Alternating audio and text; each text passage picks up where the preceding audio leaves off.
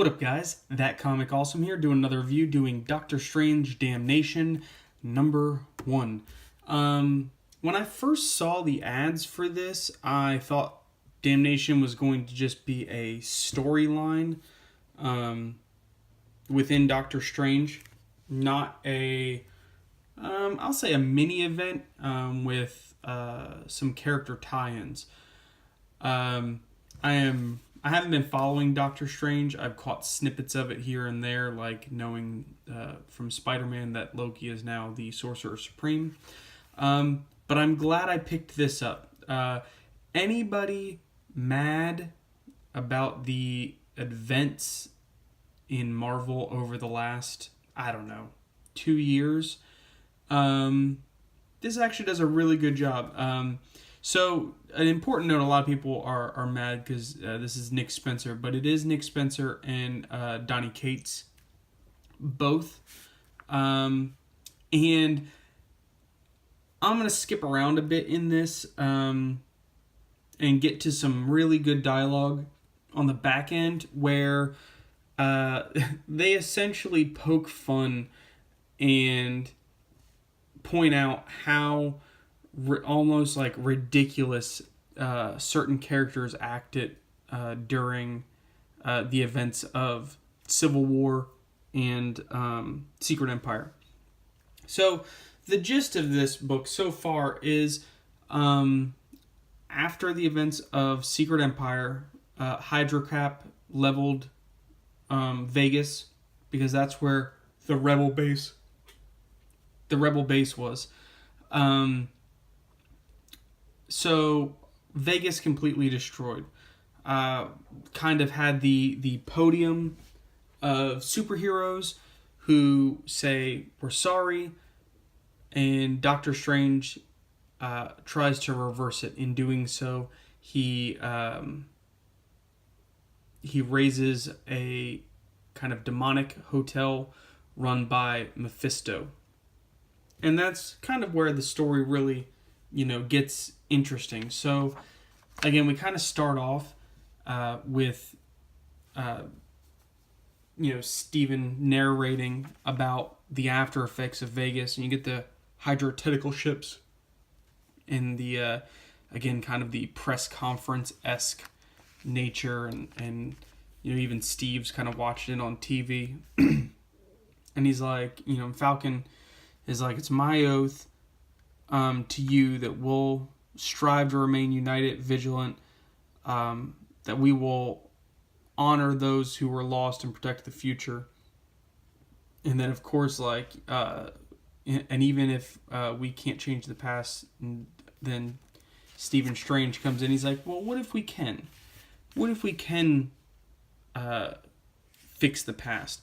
And so he does this really cool thing, and he's like talking about the limits of his power being expanded since he's not the Sorcerer Supreme anymore, but he has all of this untapped potential.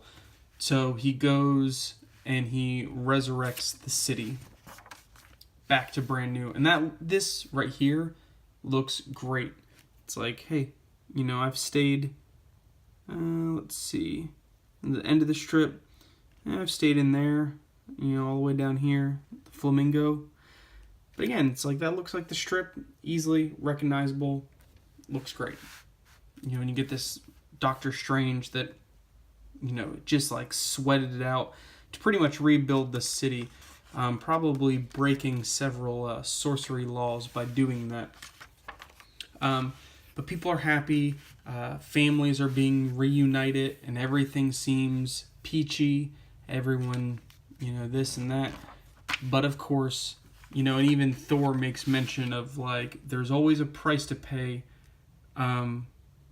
You're raising a city back from the dead. There's going to be a price to pay. And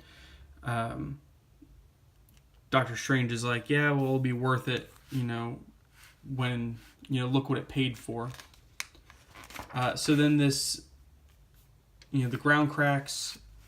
And I do like the art direction of here, where it's more sharp angles and like contrast, colors versus like true colors.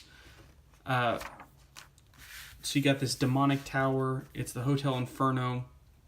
So Doctor Strange, being the person that created it, says he's going to fix it, goes in. And I'm going to go a little fast here because I want to skip to something closer to the end.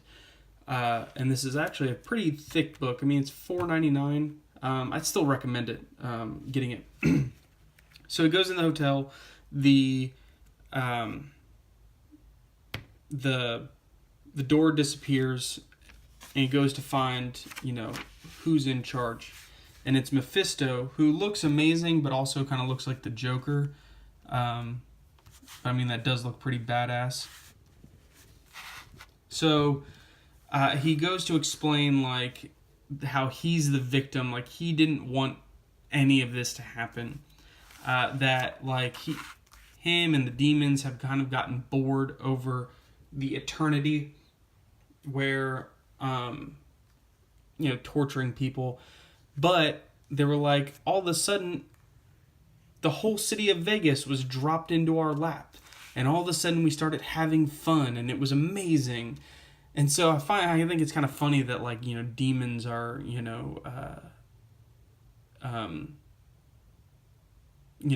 gambling and stuff like that.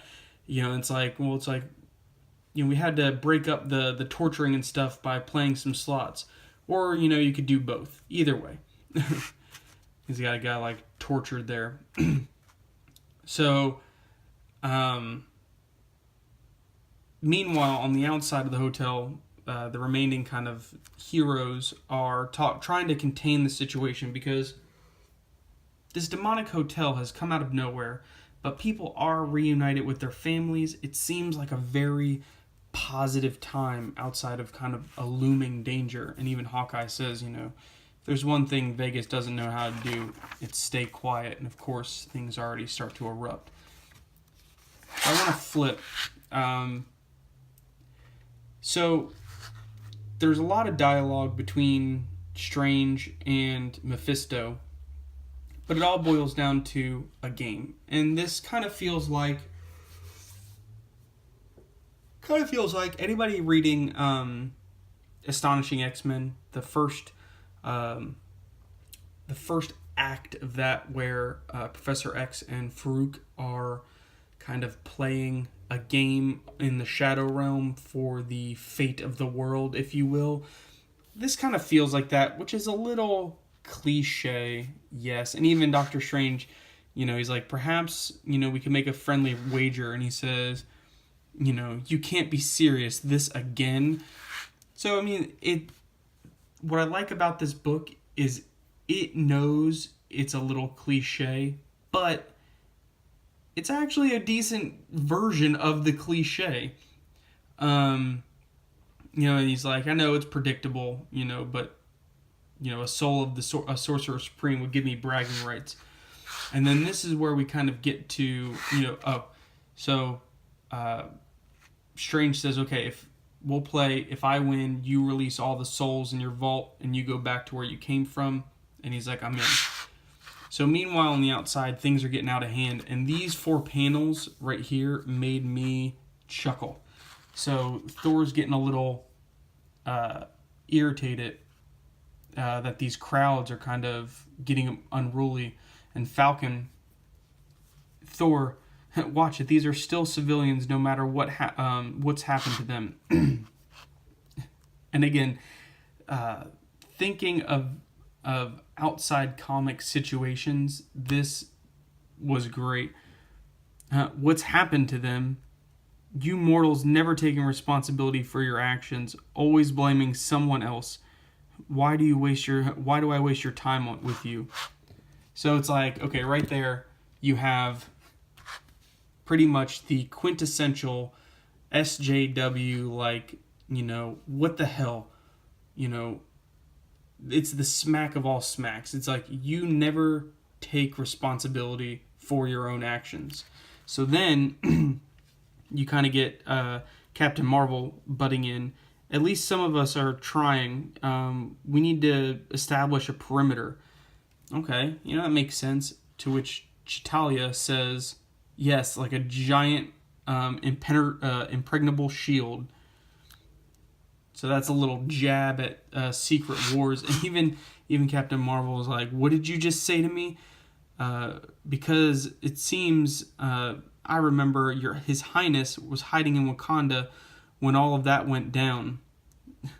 And then even Falcon kind of goes even further back from Secret Empire to Civil War and says, "Yeah, and you didn't even have to kidnap some helpless kid and force him to tell you your fortune."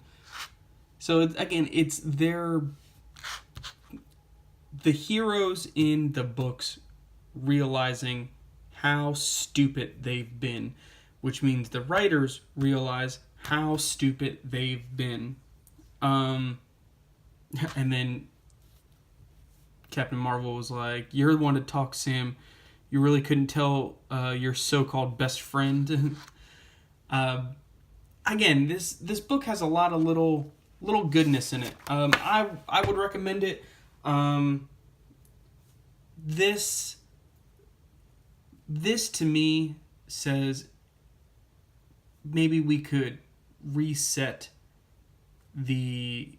not reset, but really heal the wounds of the last couple events in Marvel that have kind of gotten us to where we are. I think this is a good kind of jumping off point into maybe fixing a lot of that. I highly recommend it for those who are soured on events. This would be a pretty good event to start on. But yeah, subscribe over here, watch some more videos, let me know what you guys think down in the comments, and I'll see you next time.